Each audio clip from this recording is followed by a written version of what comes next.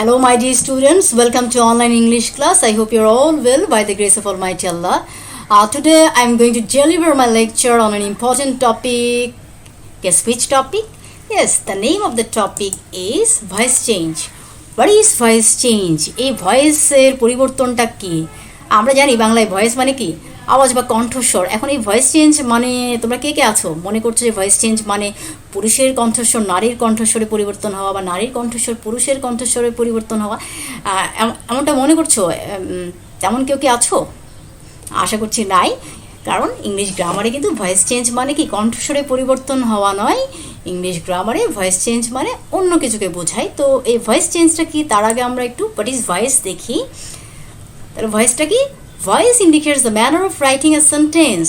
Voice নির্দেশ করে একটা বাক্য লেখার ধরন, হুইচ শোস অর্থাৎ যে ধরনটা দেখায় its subject is the doer or do of the action expressed by the verb in it. অর্থাৎ যে লেখার ধরনটা দেখে তুমি বুঝতে পারবা যে ওখানে যে অ্যাকশনটা সংগঠিত হচ্ছে, সে যে কাজটা সংগঠিত হচ্ছে সে কাজটার সাবজেক্টটা কি ডুয়ার নাকি ডুই। এখন এই ডুয়ার বা ডুইটা কি? ডুয়ারটা হলো যে কাজটা করে, আর ডুইটা হলো ডুয়ার কর্তৃক, ডুয়ার দ্বারা যে প্রভাবিত হয়। ডুয়ার দ্বারা কি? যে প্রভাবিত হয়। ইট টেলস আস দ্যাট, এটা আমাদেরকে বলে যে whether the subject is powerful or powerless, সাবজেক্টটা কি পাওয়ারফুল নাকি powerless in case of action, কাজের ক্ষেত্রে, ইন দ্যাট সেন্টেন্স, সেই সেন্টেন্সের মধ্যে। তাহলে এই ভয়েস আমাদের কি বলে? ওখানে যে সাবজেক্টটা আছে, একটা সেন্টেন্সের মধ্যে যে সাবজেক্টটা আছে সেটা কি পাওয়ারফুল নাকি পাওয়ারলেস সেটা আমাদেরকে দেখায়। পাওয়ারফুল এবং পাওয়ারলেস এই দুটো শব্দকে একটু পরেই ব্যাখ্যা করছি। বা বাংলা যদি বলি, ভয়েস হলো ভার্বের গঠন যার দ্বারা সাবজেক্ট নিজে কিছু করে বা অন্যের কাজ তার উপর এসে পড়ে। ঠিক আছে? এখন নিজে কিছু করে বা অন্যের কাজ তার উপর এসে পড়ে, সেটা যখন আমরা এক্সাম্পল অ্যানালাইসিস করব তখন বুঝবো। তো ভয়েসটা কি? ভয়েসের যে প্রকারভেদটা কি? ভয়েসটা কি জানলা? ভয়েসের প্রকারভেদ কি? ভয়েস দুই প্রকার, একটা অ্যাক্টিভ ভয়েস আর একটা প্যাসিভ ভয়েস। এখন অ্যাক্টিভ মানে সক্রিয়, প্যাসিভ মানে নিষ্ক্রিয়। তাহলে অ্যাক্টিভ ভয়েসটা কি? অ্যাক্টিভ ভয়েসটা হলো সেই ভয়েস যেখানে কি সাবজেক্ট যেটা সে কি থাকবে? সক্রিয় থাকবে। সে কি? ওই যে পাওয়ারফুল বলেছিলাম, সে পাওয়ারফুল থাকবে। আর প্যাসিভ ভয়েসটা হলো নিষ্ক্রিয়, সেখানে যে সাবজেক্টটা থাকবে সে নিষ্ক্রিয় থাকবে, অর্থাৎ সে কি পাওয়ারলেস থাকবে। সে কোনো কাজকর্ম করবে না, সে জাস্ট অন্যের আরেকজন মানুষ, আরেকজন ব্যক্তি যে কাজটা দিয়েছে সেটা কি সে কি করবে? সেটা করবে নাকি? কথা হলো সে সাবজেক্টের দ্বারা, অর্থাৎ পাওয়ারফুল যে যার ওই কাজটা করার ক্ষমতা আছে তার দ্বারা সে প্রভাবিত হবে। পাওয়ারফুল যে আছে সে তাকে যেভাবে প্রভাবিত করবে সে ঠিক সেভাবেই প্রভাবিত হবে। অর্থাৎ যেমনি নাচাও তেমনি নাচি, তেমন ভূমিকায় পালন করবে কে? প্যাসিভ ভয়েসের যে সাবজেক্ট সে। এবার আমরা এক্সাম্পল অ্যানালাইসিস করি, একটু বিশ্লেষণ করি অ্যাক্টিভ এবং প্যাসিভ ভয়েসের। অ্যাক্টিভ সেন্টেন্স দেখো, আই ডু দ্য ওয়ার্ক, আমি কাজটি করি। আই ডু দ্য ওয়ার্ক, আমি কাজটি করি। এখানে সাবজেক্ট কি? আই। ডুটা কি? ভার্ব। দ্য ওয়ার্ক কি? অবজেক্ট।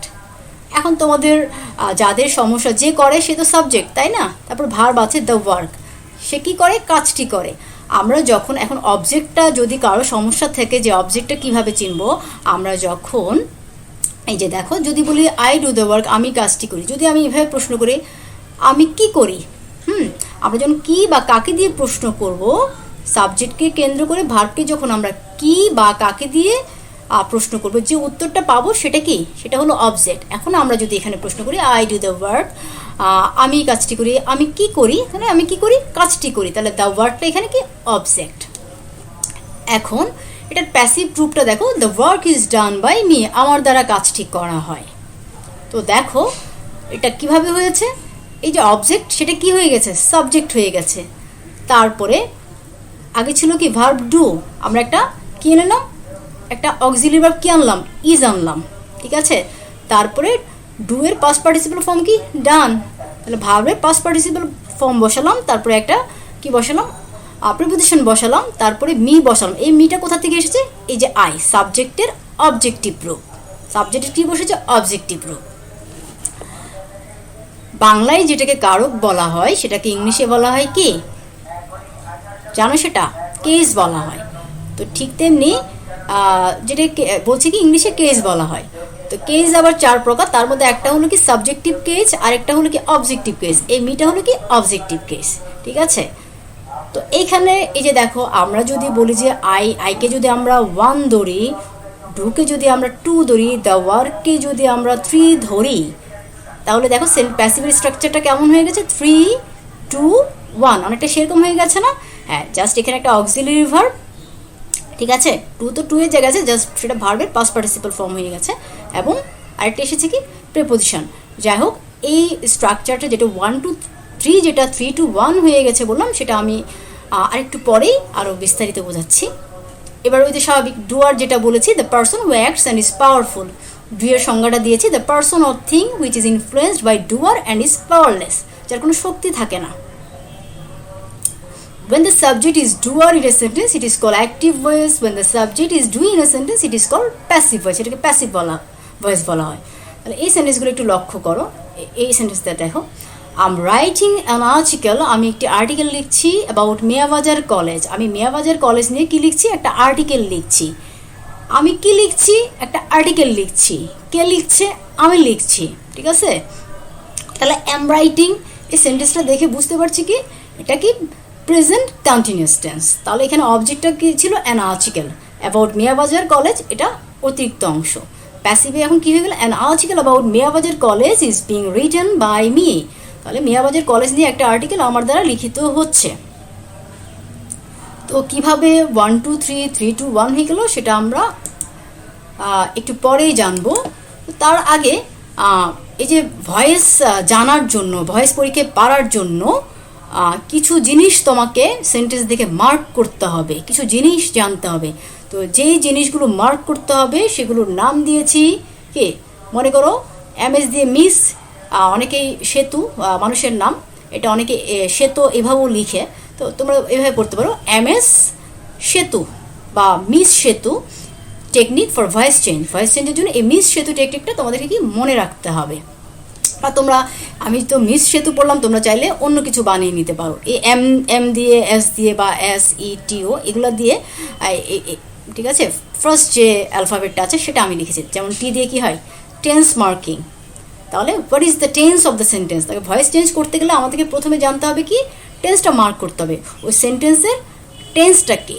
তারপর হচ্ছে কি subject marking, which part of the sentence is subject, ওই সেন্টেন্সের মধ্যে তোমাকে যে সেন্টেন্সটা দিয়েছে সেটা সাবজেক্টটা কি। ও object marking, which part of the sentence is object, অবজেক্টটা কি। এ এক্সট্রা মার্কিং, অর্থাৎ which part of the sentence is extra or exact and how many are they, অর্থাৎ কোন অংশটা এক্সট্রা আছে। এর একটু আগে আমি যে সেন্টেন্সটা পড়েছিলাম সেখানে এক্সট্রা অংশটা দেখেছিলাম। MB main verb marking, which part of the sentence is main verb, একটা সেন্টেন্সের মেইন ভার্ব কোনটা সেটা তোমাকে মার্ক করতে হবে। সেন্টেন্স ক্যাটাগরি, সেন্টেন্স ক্যাটাগরিটা কি, what is the kind of the sentence such as, অর্থাৎ কোন ধরনের সেন্টেন্স তোমাকে দিয়েছে, সেটাকে অ্যাসার্টিভ, নেগেটিভ, ইন্টারোগেটিভ, মানে কোন সেন্টেন্সটা দিয়েছে। তাহলে এই ব্যাপারগুলোর ব্যাপারে আমার কি আইডিয়া থাকতে হবে, বুঝতে পেরেছো? তো যারা টেন্স পারো না, হ্যাঁ, সাবজেক্ট অবজেক্ট চিনো না, আগেই চেনার ব্যবস্থা করো, মেইন ভার্ব কোনটা, অক্সিলারি ভার্ব কোনগুলো, এগুলো জানতে হবে। এখন ওই যেটা 1 2 3 যে টেকনিকটার কথা বলেছি সেটা তোমরা দেখতে পাচ্ছ। দেখো অ্যাক্টিভে যদি 1 2 3 থাকে, প্যাসিভে কি হয়ে যাবে, প্যাসিভে সেটা 3 2 1 হয়ে যাবে। এখানে আমি ড্যাশ দিয়েছি, তো এখানে কি বসবে দেখো, এক্সাম্পল অ্যাক্টিভ। আমি বললাম আই ইট রাইস, আমি ভাত খাই, এটা প্যাসিভে কি হয়েছে, rice is eaten by me, ভাত আমার দ্বারা খাওয়া হয়। এখন ওই যে পাওয়ারফুলের কথা বলেছিলাম, আমি বললাম আমি ভাত খাই, আমার ভাত খাওয়ার সেই শক্তিটা আমার আছে, তাই এখানে কি অ্যাক্টিভে আইটা কি পাওয়ারফুল। অন্যদিকে প্যাসিভে যেটা rice, rice is eaten by me, কথা হলো রাইস কি তার নিজেকে নিজে খেতে পারে না, রাইস জাস্ট আমি যেভাবে খাবো সেভাবেই, হ্যাঁ, রাইস কি প্রভাবিত হবে। তাহলে এখানে রাইসটা প্যাসিভে, রাইসের সেই ক্ষমতা নাই, যদিও সে সাবজেক্ট হিসেবে বসেছে, তার ক্ষমতা নেই, হ্যাঁ, তার ক্ষমতা নেই বলে সে কি, সে পাওয়ারলেস। তাহলে এই গ্যাপের মধ্যে কি বসবে, গ্যাপের মধ্যে বসবে অক্সিলারি ভার্ব ইজ। তাহলে কি হলো, রাইজ ইজ। এরপর দুই হিসেবে কি বসবে, আমরা বলেছি দুই হিসেবে বসবে, দুইয়ের মধ্যে যে ছিল তার কি পাস্ট পার্টিসিপাল ফর্ম। তাহলে দুইয়ের মধ্যে ছিল ইট, ইটের পাস্ট পার্টিসিপাল ফর্ম কি ইটেন, রাইজ ইজ ইটেন। তারপর আবার গ্যাপের মধ্যে কি বসবে, প্রিপোজিশন। এখানে আমরা কি বসেছি, বাই বসিয়েছি। তোমরা মনে রাখবা সবসময় যে বাই বসবে তেমন কোনো কথা নেই, বেশিরভাগ সময়ই বাই বসবে, কিন্তু অনেক সময় অ্যাপ্রোপ্রিয়েট প্রিপোজিশন বসে, অর্থাৎ এই ওয়ার্ডের পরে শুধুমাত্র এই প্রিপোজিশনটাই বসবে। যদি ব্যাপারটা সেরকম হয় তাহলে আমাদেরকে যেটা অ্যাপ্রোপ্রিয়েট প্রিপোজিশন সেটাই বসাতে হবে। মনে করো এই যে with a view to, with a ভিউয়ের পরে আছে টু আছে, তোমরা উইথ এ ভিউ এর পরে অন্য প্রিপোজিশন বসাতে পারবে না, তাহলে টু বসাতে হবে।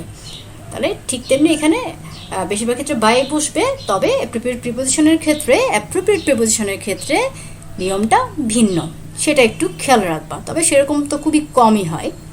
তারপরে ওয়ান বসলো, স্বাভাবিক আই এর অবজেক্টিভ ফর্ম মি বসলো। তো এইবার যেটা 1 2 3 যেটা 3 to 1 করেছি, সেটা আমরা common rule of changing active voice to passive voice আমরা বেশ কিছু রুলসে বিভক্ত করেছি। প্যাসিভ অ্যাক্টিভ থেকে প্যাসিভ ভয়েসে রূপান্তরের ক্ষেত্রে অনেকগুলো রুল দিয়েছি।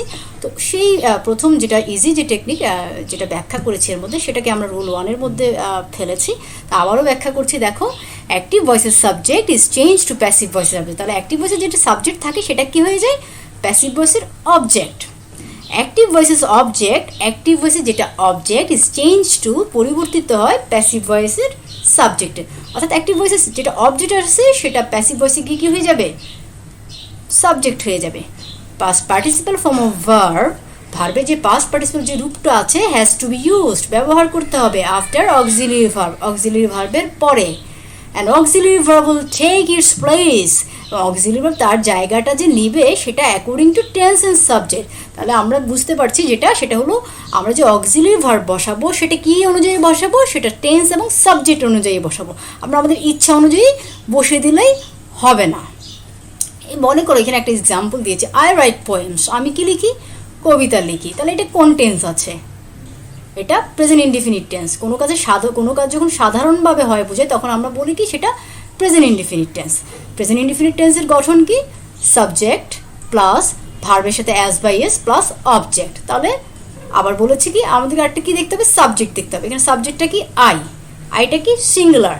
তাহলে এই টেন্স এবং সাবজেক্ট দেখে আমাদেরকে প্যাসিভ যখন করতে যাব সেটাতে অক্সিলিয়ারি ভার্ব বসাতে হবে। তাহলে অ্যাক্টিভে আছে কি, আই রাইট পোয়েমস, আমি কবিতা লিখি, এটা প্রেজেন্ট ইনডিফিনিট টেন্স।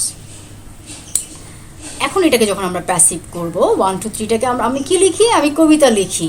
তাহলে পোয়েমসকে আমরা কি সাবজেক্টের জায়গায় নিয়ে আসলাম, তাহলে পোয়েমস। তাহলে এখন অক্সিলিয়ারি ভার্ব কি বসাবো, এটা দেখো রাইট আছে, রাইট লিখি। প্রেজেন্ট ইনডিফিনিট টেন্সে আমরা অক্সিলিয়ারি ভার্ব হিসেবে কি বসাবো, am is are. Present indefinite টেন্সে অক্সিলিয়ারি ভার্ব কি বসাবো, এম ইজ আর। তো আমরা এম ইজ আর যে কোনোটা তার বসাতে পারি না, যেহেতু এখানে পোয়েমস যেটা আছে সেটা প্লুরালের জন্য আমরা এখানে নিয়ে বসাবো আর বসাবো, পোয়েমস আর। তাহলে রাইটের পাস্ট পার্টিসিপাল ফর্ম কি, রিটেন, পোয়েমস আর রিটেন। তারপরে কি বসলো, প্রিপোজিশন বাই, তারপরে আইয়ের অবজেক্টিভ ফর্ম মি। তাহলে আমার দ্বারা কবিতা লেখা হয়। তাহলে তোমাদেরকে একটা জিনিস আবারও বলছি, ভালোভাবে মনে রাখবা যে টেন্স তো মাস্ট জানতে হবে, সিঙ্গুলার নাউন, প্লুরাল নাউন এগুলো জানতে হবে, কোনটার সাথে কি অক্সিলিয়ারি ভার্ব বসে সেটা জানতে হবে, ঠিক আছে? এগুলো না জানলে ভয়েস চেঞ্জ করতে পারবে না। এই দেখো, আই ডু দ্য ওয়ার্ক, আমি কাজটি করি। তাহলে এটা কি হলো, আমি কি করি, কাজ করি, স্বাভাবিক। The work is done by me. তো কাজ তো আর তার নিজেকে নিজে করতে পারে না, কাজ কেউ একজন করে। বা পোয়েমস যেটার কথা বলছি, পোয়েমস তো আর নিজেকে নিজে লিখতে পারে না, অন্য কেউ লিখে, তাহলে সে অন্যের দ্বারা প্রভাবিত হয়। সেজন্য এটা কি প্যাসিভ। প্যাসিভ সেন্টেন্সটা আসলে মূলত এটা করা হয় আমরা যে ডুইকে বেশি গুরুত্ব দেওয়ার জন্য প্যাসিভ সেন্টেন্স লেখা হয়। যেমন একটা উদাহরণ দেই তোমাদের জন্য। ধরো আমি বললাম যে mister Rahman build the Miabazar road. Miabazar রোডটা নির্মাণ করেছিল কে, মিস্টার রহমান। যদি ব্যাপারটা এরকম দাঁড়ায়, তো আমরা যদি বলি Miabazar road was build by mister Rahman, Miabazar road নির্মিত হয়েছিল মিস্টার রহমান কর্তৃক। যদি ব্যাপারটা সেন্টেন্সটা এভাবে বলি তাহলে কি সেটা প্যাসিভ হচ্ছে। কিন্তু একটা জিনিস খেয়াল করো, ওই যে বললাম না, প্যাসিভটা সাধারণত ডুইকে গুরুত্ব দেওয়ার জন্য প্যাসিভটা আমরা বেশি ব্যবহার করি। আমাদের যে আমরা যে এসে লিখি, যে যাই লিখি না কেন, তোমাদের প্যাসিভের ব্যবহার কোথায় তোমরা বেশি করো? রিপোর্ট রাইটিংয়ে, হ্যাঁ, রিপোর্ট রাইটিংয়ে প্যাসিভের অনেক বেশি ইউজ হয়। তো এই যে রাস্তাটা কে নির্মাণ করেছে সেটা কিন্তু গুরুত্ব নয়, রাস্তাটা যে নির্মাণ করেছে, ঠিক আছে, কলেজে সবাই যে সেই রাস্তাটা দিয়ে চলাচল করতে পারছে সেটাই গুরুত্বপূর্ণ। তো এরপরে আমরা ইউজ অফ অক্সিলারি ভার্ব, ওই যে বলেছি অক্সিলারি ভার্বটা তো জানতে হবে, তো আমরা এবার একটু অক্সিলারি ভার্বের ব্যবহারটা দেখব। তো দেখো, changing active voice to passive voice, active voice থেকে প্যাসিভ ভয়েসে পরিবর্তন, use of auxiliary verb, auxiliary ভার্বের যে ব্যবহার। ইনডিফিনিট টেন্স দেখো, প্রেজেন্ট ইনডিফিনিট টেন্স প্রথমে দিয়েছি, যদি অ্যাক্টিভ ভয়েসে ডু ডাজ থাকে, প্যাসিভ ভয়েসে আমরা কি করব, অ্যাম ইজ আর করব, প্যাসিভ ভয়েসে অ্যাম ইজ আর করব। তো সবসময় তো আর ডু ডাজ থাকবে না, তাই না? যে এর আগে যে সেন্টেন্সটা করেছিলাম আই রাইট পোয়েম, সেখানে কি রাইট ছিল, অর্থাৎ ভার্বের প্রেজেন্ট ফর্ম থাকলে, তাহলে আমরা কি অ্যাম ইজ আর করব। অবশ্যই সেটা অ্যাম ইজ আরটা কী অনুযায়ী বসাবো, অবশ্যই সাবজেক্ট এবং টেন্স অনুযায়ী, পাস্ট ইনডিফিনিট। যদি অ্যাক্টিভ ভয়েসে ডিড থাকে, আমরা প্যাসিভ ভয়েসে কি বসাবো, ওয়াজ ওয়্যার। ফিউচার ইনডিফিনিটে যদি শ্যাল উইল থাকে অ্যাক্টিভ ভয়েসে, সেটা প্যাসিভ ভয়েসে কি হয়ে যাবে, শ্যাল বি উইল বি হয়ে যাবে।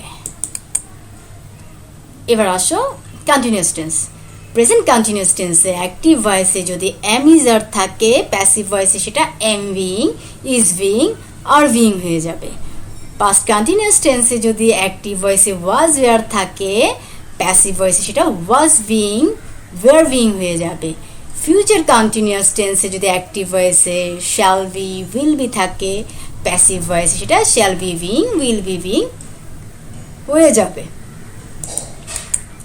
পারফেক্ট টেন্সে, প্রেজেন্ট পারফেক্ট টেন্সে অ্যাক্টিভ ভয়েসে যদি হ্যাজ হ্যাভ থাকে, প্যাসিভ ভয়েসে হ্যাজ বিন, হ্যাভ বিন হয়ে যাবে। পাস্ট পারফেক্টে যদি হ্যাড থাকে অ্যাক্টিভ ভয়েসে, সেটা প্যাসিভে গিয়ে হ্যাড বিন হয়ে যাবে। ফিউচার পারফেক্টে যদি অ্যাক্টিভ ভয়েস থাকে, অ্যাক্টিভ ভয়েসে যদি শ্যাল হ্যাভ, উইল হ্যাভ থাকে, প্যাসিভ ভয়েসে shall have been, will have been হয়ে যাবে। তো তাহলে দেখছো, তো পারফেক্ট পর্যন্ত জানলেই হবে। তাহলে দেখতে পাচ্ছ এই যে অক্সিলারি ভার্বের যে চেঞ্জটা, অ্যাক্টিভ এবং প্যাসিভ ভয়েস, এই দুটো ক্ষেত্রে যে অক্সিলারি ভার্বের যে ব্যবহারের যে ভিন্নতা, সেটা তোমরা এর মধ্যে দেখতে পেলে। তো তোমাদের আগেও বলেছি, তোমাদের টেন্সের ব্যাপারে ভালো আইডিয়া থাকতে হবে। তো টেন্স একটু বাসায় আর একটু ভালোভাবে দেখবা। আমি চেষ্টা করব ভয়েস পড়ানোর সাথে সাথে তোমাদের টেন্সটাও একটু একটু আলোচনা করতে। তো আজকের আলোচনা এ পর্যন্ত। সবাই ভালো থাকবা, সুস্থ থাকবা, স্বাস্থ্যবিধি মেনে চলবা এবং বাসায় অবশ্যই পড়াশোনা করবা। সকলকে ধন্যবাদ।